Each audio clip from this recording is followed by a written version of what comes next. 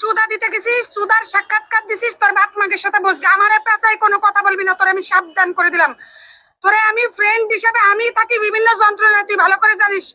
আমি কিন্তু কোনোদিন তোর খারাপ জানিনি। তুই সাব্বিরের সাথে আমার খারাপ সম্পর্ক করাইছিস, তুই শিকার কাছে বলছিস আমি সাকিবরে পছন্দ করি। তুই কিভাবে এই নোংরা কথা বলছিস? তোর কি শরম লজ্জা লাগে যে তুই এই কথাগুলো বলছিলি? যে সাথে তুই সাকিবরে মানুষ জানুষ করে বিয়ে কর, তোর কি কথাগুলো মনে করে? তোর কিন্তু আমি কোরআন শরীফ ধরাবো।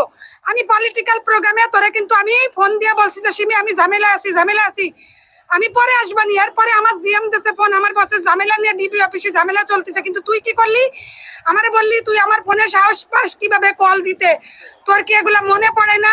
তুই তো দ্বিতীয় শিকা মনে হইতেছে রে। আমি কি শিকারে? আরে ওকে কি আমি যখন লাইভ করতেছি এই মেয়ে আমাকে ভয়েস দিছে, শুনেন না কথা? কিন্তু তুই কিভাবে সাক্ষাৎকার গুলা দেখতেছিস সেটা সারা বিশ্ব দেখতেছে। তোর আচার আচরণ, তোর ব্যবহার, তুই তো শিকার সবকিছু জানিস। শিকার বাসায় যাস, আমি তো শিকার বাসায় জানি। শিকার বাসায় তো তুই যাস। আমার জীবনে দেখছিস কোনোদিন এসব নোংরা মেয়েদের বাসায় যেতে? আমার কোনোদিন দেখছিস সাকিবের সাথে ঘুরতে? একটা ছোট ভাই বিপদে পড়ছে, তুই দেখলে দেখ না। আমার সোনার কাপড় তোরা মানুষের সাথে মিটে। আমারে পেঁচাই কোনো কথা বলবি না, শুধু এতটুকু তোর আমি সিমি বলে দিলাম।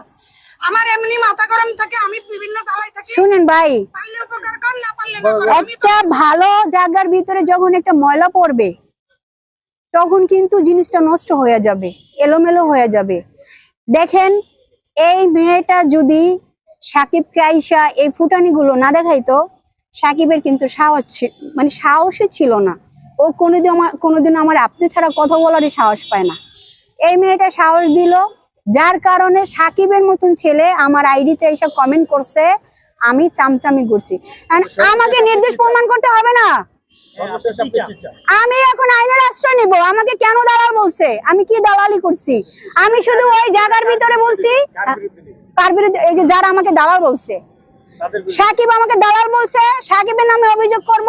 এই মেয়েটা আমাকে গালাগালি করছে, বকাবকি করছে, এই মেয়েটার বিরুদ্ধে নিব। আমার নামে তো নাকি অলরেডি শাহবাগ থানায় অভিযোগ করা হয়েছে, ঠিক আছে? কালকে গিয়ে তারা আমার নামে অভিযোগ করছে, হেরাই কইছে আমারে। যদি অভিযোগ করে থাকে তারা তো খুঁজে পাবে এই জিনিসগুলো, তাই না? আমি এখন আপনাদেরকে একটা কথা বলতে চাই, ভাই বোনেরা দেখেন।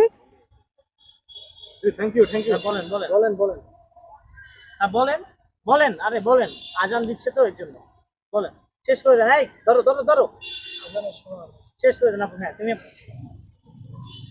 সবাইকে একটা কথা বলবো, সাংবাদিকরা আমাকে প্রশ্ন করছে যে আপনি মেয়েটারে নিয়ে কি চান। আর আমি শুধু শোনা কথাটা শুনে আমি সাকিবকে জিজ্ঞেস করছিলাম, সাকিব যেহেতু আমার পরিচিত, আমি ওরা জিজ্ঞেস করছি তোমার সাথে ঘটনাটা কি হয়েছে। স্বাভাবিক আমি এটা জিজ্ঞেস করতেই পারি।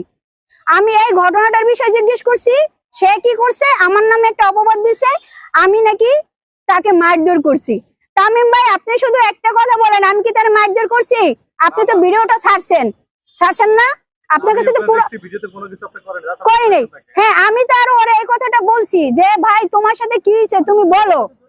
ও 2-3টা কথা বলছে, কথাটার মধ্যে আমি রং পাইছি, যার কারণে আমি হাইপার হয়ে গেছি। আর আমি তো একতরফা কোনো কথা বলিনি, আমি দুজনকে মিলাই কিন্তু কথা বলছি।